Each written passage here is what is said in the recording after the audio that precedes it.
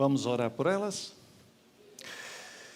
Pai querido, louvado seja o Senhor. Te louvamos, ó Deus, te bendizemos e agora pedimos a Tua bênção para cada criança. Agradecemos essa grande oportunidade que elas têm, desde pequenas, poderem conhecer da Tua palavra. Abra, ó Deus, o entendimento, dá sabedoria a elas. Abençoe a cada um que tem se dedicado ao trabalho com crianças nessa igreja. Que a Tua graça seja assim, em nome de Jesus. Amém. Deus abençoe, crianças.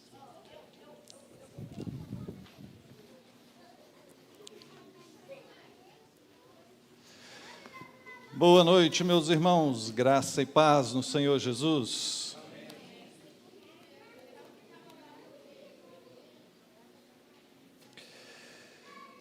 Você pode, por favor, abrir sua Bíblia em Apocalipse, no capítulo de número 22, o último capítulo da Bíblia.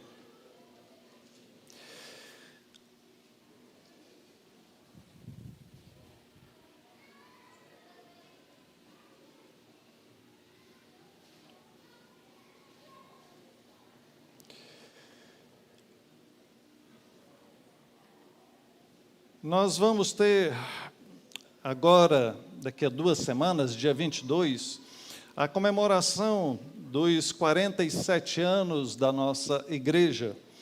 E estará conosco nessa oportunidade o cantor João Alexandre. Os mais antigos de igreja conhecem, um dos cantores pioneiros da música evangélica na nossa nação. Ele estará aqui no domingo, no culto à noite, e no sábado à noite, na comemoração de aniversário do Samaritano. Sábado, dia 21, às 19h30, lá no Samaritano. Todos estão convidados, lembrando que o Samaritano também é um trabalho presbiteriano aqui na nossa cidade. O detalhe é que para você participar lá no Samaritano, você precisa telefonar e se inscrever, dar o nome. Por quê? Porque depois do culto terá um coquetel e eles precisam saber a quantidade de pessoas para organizar tudo. Então, por favor, se antecipe, não deixe para a última hora, telefone lá e esteja participando. Que interessante, a gente tem uma cigarra aqui dentro.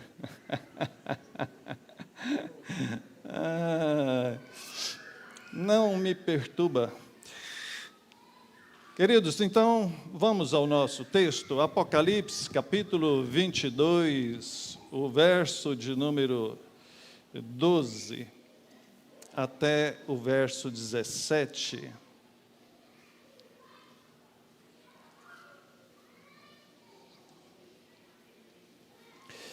Me lembrei de um pastor muito amigo, certa vez ele pregando, e era aquele tempo de chuva, e aparecia muito daquelas, a gente chama de aleluia, né? Aqueles que ficam voando, e um daqueles entrou dentro da boca dele enquanto ele pregava, e ele engasgou, e aí não conseguia pregar mais, tossindo.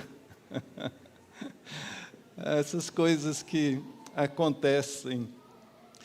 Apocalipse, capítulo 22, verso 12. E eis que venho sem demora, e comigo está o galardão que tenho para retribuir a cada um segundo as suas obras. Eu sou o Alfa e o Ômega, o primeiro e o último, o princípio e o fim. Bem-aventurados aqueles que lavam as suas vestiduras no sangue do Cordeiro, para que lhes assista o direito à árvore da vida e entrem na cidade pelas portas.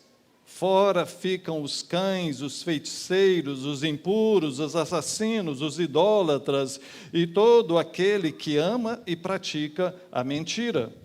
Eu, Jesus, enviei o meu anjo para vos testificar estas coisas às igrejas. Eu sou a raiz e a geração de Davi, a brilhante estrela da manhã. O Espírito e a noiva dizem, vem. Aquele que ouve, diga, vem. Aquele que tem sede, venha. E quem quiser, receba de graça a água da vida. Amém. Graças a Deus por isso. Queridos, Jesus está voltando. Esta é a nossa certeza, a nossa confiança, a nossa esperança maior. O nosso Senhor está voltando. Às vezes, corremos o risco de cair no pensamento de que, poxa, está voltando, mas já temos aqui 2000 anos e ele não voltou. Será que não vai demorar mais 2000 anos? O fato é que Deus não se prende a tempo como nós. Para Ele, um dia é como 1000 anos como um dia. Mas o fato é que Jesus, sim, está voltando, de uma forma ou de outra, porque ao nos chamar, ao partirmos desse mundo, ao morrermos, nós estamos já indo ao encontro dele. Agora, falar da sua volta, falar da consumação do tempo, ou dos tempos, o grande dia, o dia do juízo final, esta promessa, ela se cumprirá. Ela não tardará no sentido de que é algo que vai acontecer. Agora, quando olhamos para os sinais dos tempos, olhamos as dificuldades deste mundo, as lutas e como a maldade tem crescido, a depravação tem crescido, olhamos para as Escrituras e somos levados a crer que realmente os tempos finais estão chegando. Mas como o próprio Jesus falou, isso é apenas o princípio das dores. Sofrimentos maiores ainda virão. E até hoje, algumas pessoas estavam questionando a respeito desse atentado, ou dessa série de atentados que estão acontecendo lá em Israel, a guerra declarada, e alguns questionam a respeito disso, mas então é sinal do fim dos tempos, é a volta de Jesus. E isso por conta de um pensamento dispensacionalista que existe no meio evangélico. Quando nós falamos da doutrina da escatologia, da doutrina do final do tempo, dos finais dos tempos, da volta de Jesus, o povo evangélico se divide em alguns pensamentos: o amilenismo, o pré-milenismo histórico, o pré-milenismo dispensacionalista, o pós-milenismo, e dentro desses, a maioria dos evangélicos são dispensacionalistas, e essa linha de pensamento é que olha para Israel como o relógio do mundo. Aquilo que acontece em Israel, então, é o sinal da volta de Cristo, é o sinal. Bom, não é bem assim. O dispensacionalismo não é uma interpretação bíblica correta. Eu coloquei no grupo do WhatsApp 2 artigos e mais 2 vídeos de pessoas bem conceituadas explicando a respeito do erro, a respeito do dispensacionalismo. Nós temos que orar por Israel, nós temos que orar pela Ucrânia, nós temos que orar por todos aqueles que estão sofrendo, inclusive na nossa nação, mas falando a respeito de doutrina bíblica, Deus olha para Israel, vendo ali dentro aqueles que pertencem ao Senhor, assim como olha para todos nós, igreja dele, e vê em nós aqueles que pertencem a Ele. Então Jesus está voltando, queridos. Isso é fato. Independente dos sinais, independente das coisas, o Senhor irá voltar. E esse texto fala sobre isso. O verso de número 12 diz, ele diz, eis que venho sem demora. No verso 7, ele já havia falado, eis que venho sem demora. Depois, no verso 20, ele repete mais uma vez, certamente venho sem demora. No verso 10, ele diz, o tempo está próximo. Afirmações que garantem para nós que ele virá, que chegará o dia em que todos nós encontraremos com o Senhor, o dia em que todo joelho se dobrará e toda língua confessará que Jesus Cristo é o Senhor. Querendo ou não, acreditando ou não, todos um dia dobrarão seus joelhos perante o Rei que virá em glória e confessarão que Ele é o Senhor. E depois, Ele mesmo fará separação entre justos e injustos, salvos e não salvos, e então teremos o novo céu e o inferno. Observe o texto. Após ele dizer no verso de número 12, eis que venho sem demora, ele diz, comigo está o galardão que tenho para retribuir a cada um segundo as suas obras. E esse texto pode dar margem para interpretações erradas, porque uma leitura rápida pode nos dar uma conclusão assim, bom, ele virá e ele então vai recompensar, retribuir, segundo aquilo que fizermos. E isso pode levar à interpretação da salvação pelas obras, que é uma das maiores heresias de todos os tempos, que diz que se você for uma boa pessoa, se você seguir fielmente, se você fizer o que é certo, então você será salvo, mas se você fizer o que é errado, você está perdido. Não é assim. O que garante a salvação é o que Jesus fez e não o que nós fazemos. A salvação é pura e exclusivamente pelos méritos de Jesus. Foi Ele quem morreu na cruz para nos salvar. E não há nada que possamos fazer para alcançar a salvação. E não há nada que precisamos fazer para ajudar na obra dele. A obra que ele fez é plenamente suficiente para garantir a nossa salvação. Bom, então do que ele está falando, pastor? Que quando ele vier, estará com ele esse galardão que ele tem para retribuir a cada um segundo as suas obras. Bom, quando ele fala aqui dessa recompensa, isso tem um sentido mais profundo da comunhão plena que teremos com ele. O maior de todos os prêmios, se podemos dizer assim, a maior de todas as recompensas, a maior de todas as retribuições, é difícil achar palavras na língua portuguesa para exprimir o sentido real aqui. A maior de todas, então, as recompensas que pode haver para um discípulo de Jesus é viver eternamente com Ele.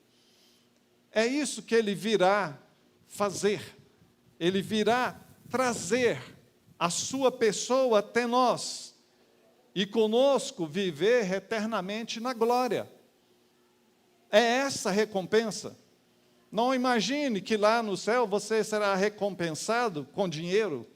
Lá não terá necessidade de dinheiro. Não pense que lá você será recompensado com posses, porque lá não há necessidade disso. Não pense que lá você será recompensado com saúde, porque lá não haverá doença, nem dor, nem tristeza, nada. Não há nenhum outro tipo de recompensa. a não ser a presença plena, a plena comunhão do Senhor com o seu povo. É isso que ele virá para dar àqueles que lhe pertencem. Agora, há um segundo aspecto ainda, falando sobre essa questão do galardão, e isso aqui é alvo para um estudo bíblico grande, mas o segundo alvo é de vermos a justiça retributiva de Deus a cada um. Quando ele separar justos e injustos, quando ele disser àqueles que lhe foram fiéis, vinde benditos do meu Pai, foste fiéis no pouco, sobre o muito te colocarei, entra no gozo. E aos que lhe foram infiéis, dizer infiéis, sabe, é ver essa justiça de Deus. Quando Jesus falou, aqueles que têm sede de justiça serão saciados, isso só irá acontecer de forma plena e definitiva lá nesse dia, quando o Senhor vier com o galardão. O justo juiz dará paga a cada um. Veremos nós, com alegria, ser cumprida toda a nossa fé, toda a nossa esperança, toda a nossa dedicação, todas as vezes que sofremos pelo nome de Cristo, todas as vezes que sofremos para manter um bom testemunho, teremos a satisfação de ouvir as doces palavras do nosso Senhor, nos chamando para adentrar no paraíso, na vida eterna com Ele. Você precisa de alguma recompensa a mais? Não precisamos. A presença do Senhor será suficiente para nós. Verso de número 13, ele se apresenta, eu sou o alfa, eu sou o ômega, eu sou o primeiro, eu sou o último, eu sou o princípio, eu sou o fim. Ele usa 3 figuras aqui para mostrar que ele é tudo. Inicia com o alfa e o ômega, a primeira e a última letra do alfabeto grego. O primeiro e o último, que nós temos já essa noção daquele que está no início, daquele que está no final, o princípio e fim. E quando a Bíblia utiliza repetições assim, é porque quer demonstrar uma ênfase. Então, aqui está bem enfatizado para todos nós que tudo está nele, em Cristo nosso Senhor. Tudo começa com Ele e tudo terminará com Ele. Ele estava no princípio era o Verbo, e Verbo era Deus. Por meio dele, todas as coisas foram criadas, e Ele estará na consumação de todas as coisas. É o Deus eterno, Criador e Consumador de tudo. É o nosso Senhor. Não obstante ser esse Deus soberano, tremendo, Ele é pessoal, amoroso, que está conosco todos os dias até o final dos tempos. Que bom, que confortante para nós sabermos que tão grande Ele é, mas tão próximo, tão amoroso também se mostra para cada um de nós. Verso 14, bem-aventurados aqueles que lavam as suas vestiduras no sangue do Cordeiro, a figura daqueles que são redimidos, que são perdoados, é a figura da conversão, bem-aventurados aqueles que foram convertidos, aqueles que foram perdoados, aqueles que saíram do lamaçal do pecado, que agora já não estão mais manchados, a ideia do pecado como aquilo que mancha, que suja, e a ideia do sacrifício de Jesus, o sangue do Cordeiro na cruz, esse sacrifício que nos santifica, que nos torna puros e santos aos olhos do Altíssimo. Bem-aventurados são esses que foram alvos desse grande amor do Senhor.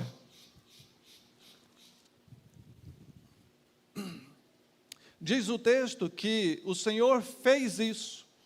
O Senhor, então, se sacrificou para que pudéssemos ser perdoados, para que lhes assista o direito à árvore da vida e entrem na cidade pelas portas. Lembra da história? Lá no início, no Gênesis, Deus cria o homem, a mulher, colocam eles no jardim, e lá no jardim, entre tantas outras árvores, havia duas. Uma que simbolizava a árvore do conhecimento do bem e do mal, e a outra que simbolizava a árvore da vida. Quem comesse daquele fruto da árvore do conhecimento do bem e do mal, iria conhecer todas as coisas, só que havia uma proibição. Deus falou, olha, vocês podem comer de tudo, mas dessa não. E ainda comentando esses dias com os irmãos, já percebeu que o nosso coração ainda é o mesmo desde o Gênesis? Parece que está no nosso DNA, está impregnado em nós. Aquilo que é proibido é atraente. Fala que não pode algo, já desperta curiosidade, já desperta vontade, só porque não pode. Não pode por quê? Como assim? Eles vão e pecam, desobedecem, e diz o texto que Deus decidiu lançá-los fora, para que eles não comessem também da árvore da vida e vivessem eternamente. A árvore da vida, então, simboliza isso, a eternidade, o viver eternamente.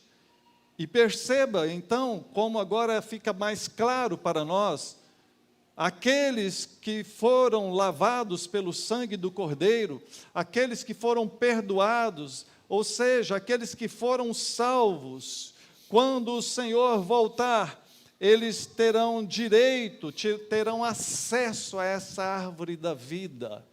Então não é que literalmente você irá lá no jardim do Éden e agora eu vou poder comer é um simbolismo que aponta para o fato de que viveremos eternamente. Aqueles que foram salvos pelo Senhor, perdoados pelo Senhor, têm em si agora a garantia de viverem eternamente na presença do Senhor. Ele ainda acrescenta a frase no final, e entrem na cidade pelas portas, dá a ideia daqueles que entram ou tentam entrar sorrateiramente, os salteadores, os ladrões. Há aqui, então, para esses, o livre acesso à presença do Senhor. Não haverá mais vergonha, não haverá mais constrangimento para aqueles que pertencem ao Senhor.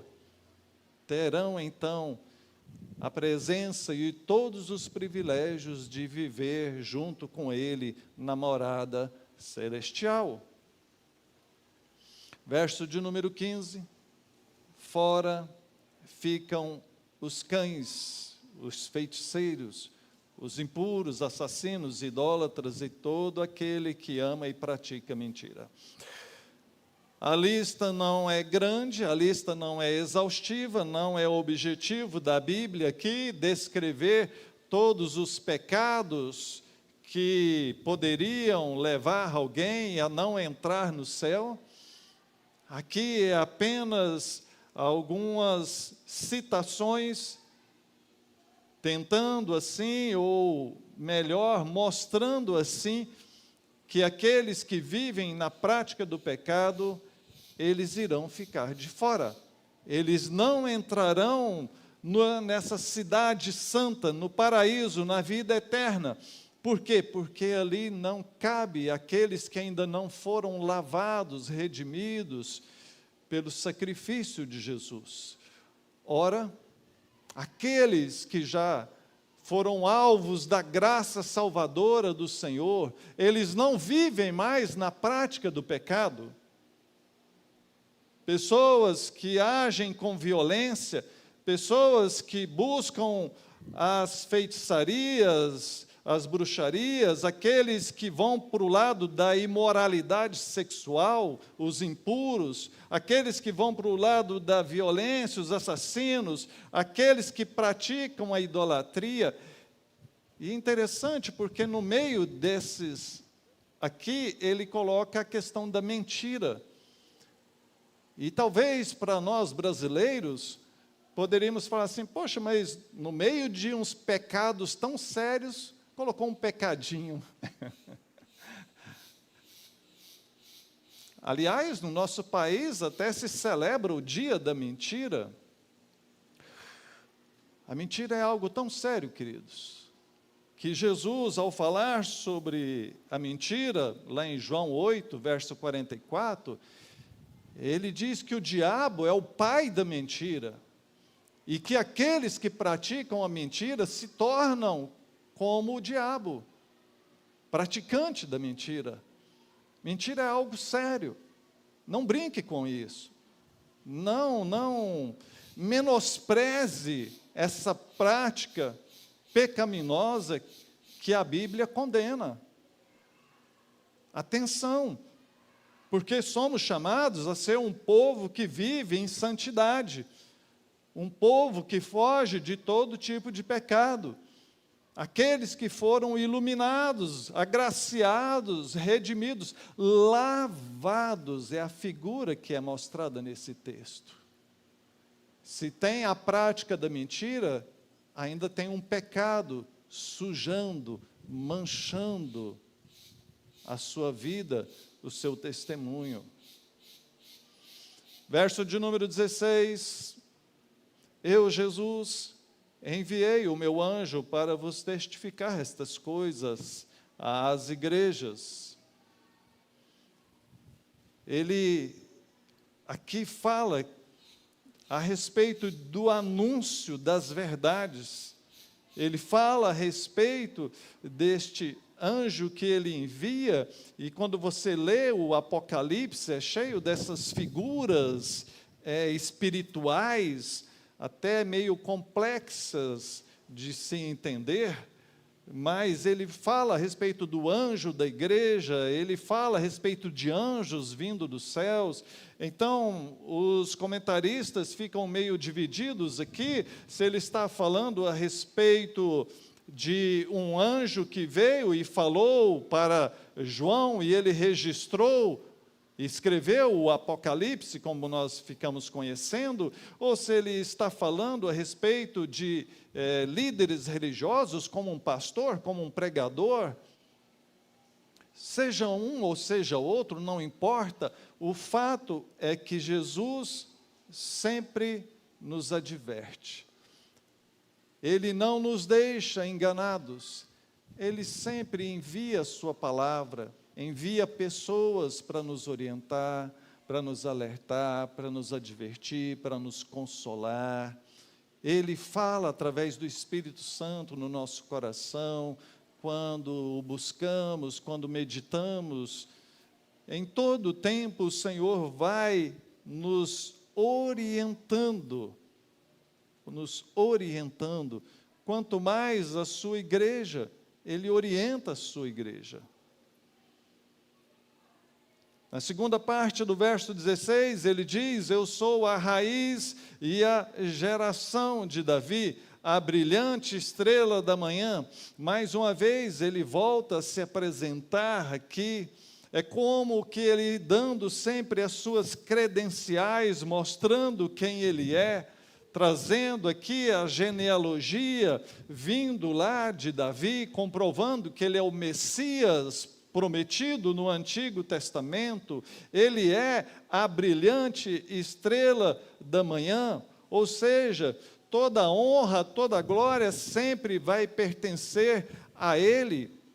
Ele é a luz, ele é o dia que combate toda a escuridão, é ele que brilha, é ele, essa brilhante estrela da manhã, dá a ideia daquela luz que brota após uma noite escura, talvez perigosa ou triste.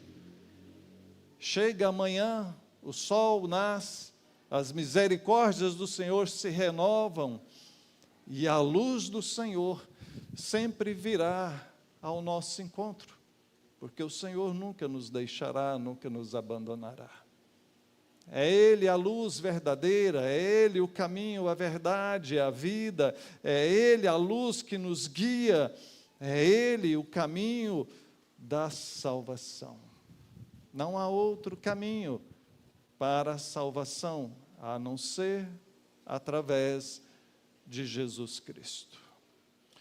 Verso 17, nós encerramos com esse versículo. O Espírito e a noiva dizem, vem. Quando ele fala do Espírito, ele está falando com letra maiúscula, ou seja, se refere ao Espírito Santo, terceira pessoa da Trindade. Quando ele se refere à noiva, ele se refere à igreja, porque o Novo Testamento deixa bem claro a figura de Jesus como noivo e a figura da igreja como a noiva. Então é o Espírito Santo e a igreja exclamando, desejando, pedindo, venha, Senhor. Ou seja, a ideia da igreja somos nós e todos os nossos irmãos em Cristo, a igreja espalhada pelo mundo, esse povo que pertence a Ele e que clama, Maranata, vem, Senhor, que deseja um dia encontrar com o Senhor, que deseja um dia viver eternamente na presença do Senhor. O Espírito Santo também clama, e sabe por que ele clama? Porque ele vive no coração de cada um de nós. O Espírito Santo não está por aí, o Espírito Santo não é alguém que precisamos convidar, seja bem-vindo, Espírito Santo, bom dia, Espírito Santo. Nós não precisamos, porque ele não está vagando por aí, não é uma força, uma energia, ele é uma pessoa, é o Deus, o Consolador amado, que vem e habita em cada um daqueles que pertencem ao Senhor. E a igreja, revestida do Espírito Santo de Deus, clama a uma voz, vem, Senhor.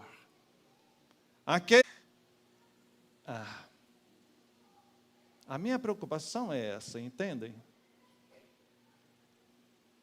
Porque essas demandas do dia a dia, quer sejam boas ou más, às vezes têm roubado a nossa expectativa da volta de Jesus.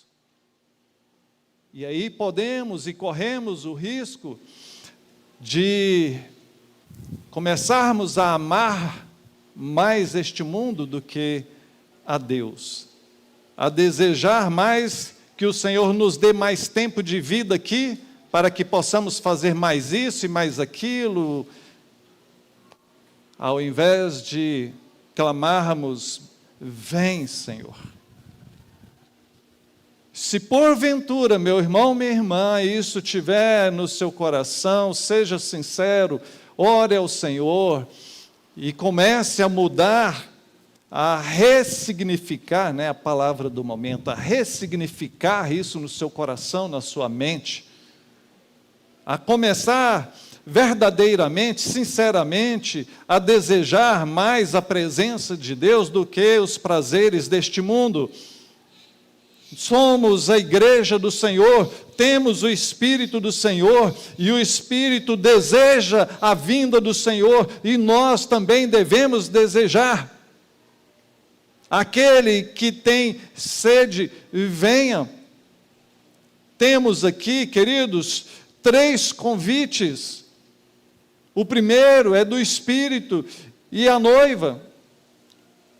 O primeiro e o segundo, agora é esse terceiro, quando ele diz: e quem quiser, receba de graça a água da vida. Enquanto os 2 primeiros é um convite, é um chamado ao Senhor para que Ele venha, esse terceiro é dirigido às pessoas, para que elas venham a Cristo, para que elas venham à fonte de água da vida, que é Jesus Cristo.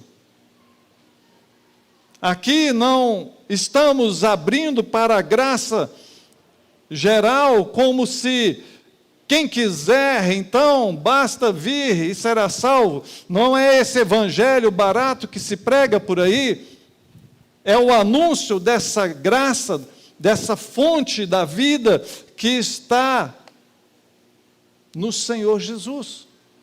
Nós anunciamos a Cristo, anunciamos ao Salvador, e precisamos também, então veja, de um lado clamar ao Senhor, e de outro lado anunciar, chamar os pecadores ao arrependimento, chamar aqueles que ainda não conhecem o Senhor, para que se aproxime dele, pois ele é misericordioso, bondoso, gracioso. Concluindo, queridos, Jesus é o Senhor e o Salvador. Nunca é demais reforçarmos e relembrarmos o óbvio. Todos nós, mesmo aqueles que são velhos de igreja, precisamos relembrar as bases da nossa fé, as bases da nossa doutrina. Ele é o alfa, o ômega, o princípio e o fim. Ele é o Senhor. Ele é o único meio de salvação. É Ele o dono da nossa vida. Ele é o centro das Escrituras. Ele é o caminho para o céu. É Ele, queridos. É nele que cremos e é Ele que anunciamos. A sua volta, a volta de Jesus, ela pode acontecer a qualquer momento. Como falamos lá no início, Jesus está voltando. Sim. Não sabemos nem o dia nem a hora, mas o fato é que Ele voltará. De um lado, precisamos nos preparar, de outro lado, precisamos aprender a nos alegrar, a verdadeiramente desejarmos que isso aconteça. Se cremos dessa forma, se confiamos que o Senhor tem coisa bem melhor para nós, então precisamos desejar isso de maneira mais forte e intensa. Clamar por isso. Guardar isso no nosso coração, ao ponto de não deixarmos nos levar pelas atrações deste mundo. Falei há pouco tempo do processo de esfriamento espiritual, a que todos nós corremos o risco. Quando começamos a perder de vista o nosso objetivo, o nosso alvo, a nossa meta, nós começamos a desviar do caminho, a esfriar. Então lembre-se, o seu objetivo como cristão é viver nesse mundo agradando a Ele, servindo a Ele, fazendo a obra dEle. E em meio a isso você está olhando, mirando para o alvo, para o prêmio da soberana vocação de Deus em Cristo Jesus. É o céu, é a salvação. É esse o nosso objetivo maior. Que Deus te abençoe, que Deus nos abençoe, que possamos sempre manter isso firme em nosso coração. Vamos orar?